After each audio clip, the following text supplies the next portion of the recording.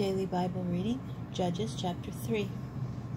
These are the nations that the Lord left so that he might test by them all the Israelites, who had not known any of the wars of Canaan, so that succeeding generations of Israelites might be made to experience war, but only those who had not known the former wars, the 5 principalities of the Philistines, and all the Canaanites, Sidonians, and Hivites, who inhabited the hill country of the Lebanon from Mount Baal-Hermon to Lebo-Hamath.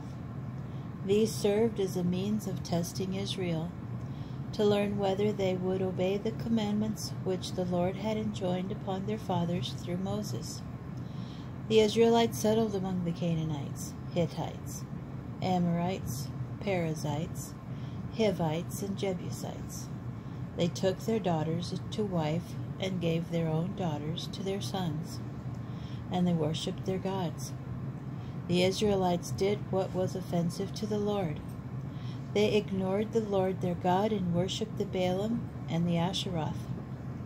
The Lord became incensed at Israel and surrendered them to King Cushan-Rishathaim of Aram Naharaim, and the Israelites were subject to Cushan-Rishathaim for 8 years.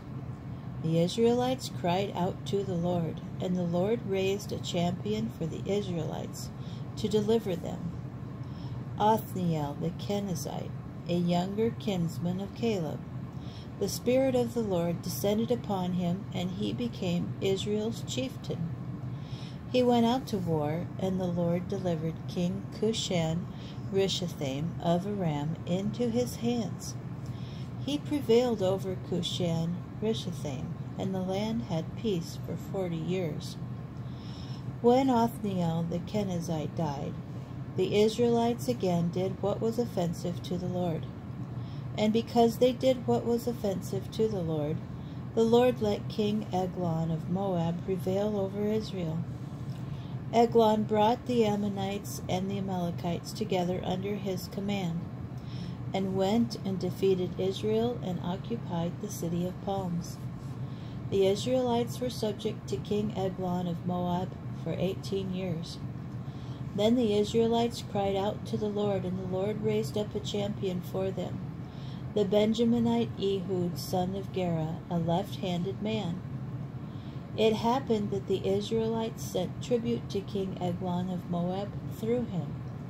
So Ehud made for himself a 2-edged dagger, a gomet in length, which he girded on his right side under his cloak.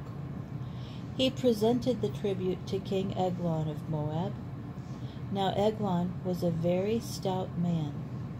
When Ehud had finished presenting the tribute, he dismissed the people who had conveyed the tribute.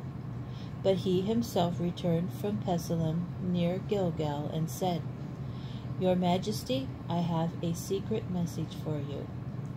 Eglon thereupon commanded, "Silence!" So all those in attendance left his presence. And when Ehud approached him, he was sitting alone in his cool upper chamber.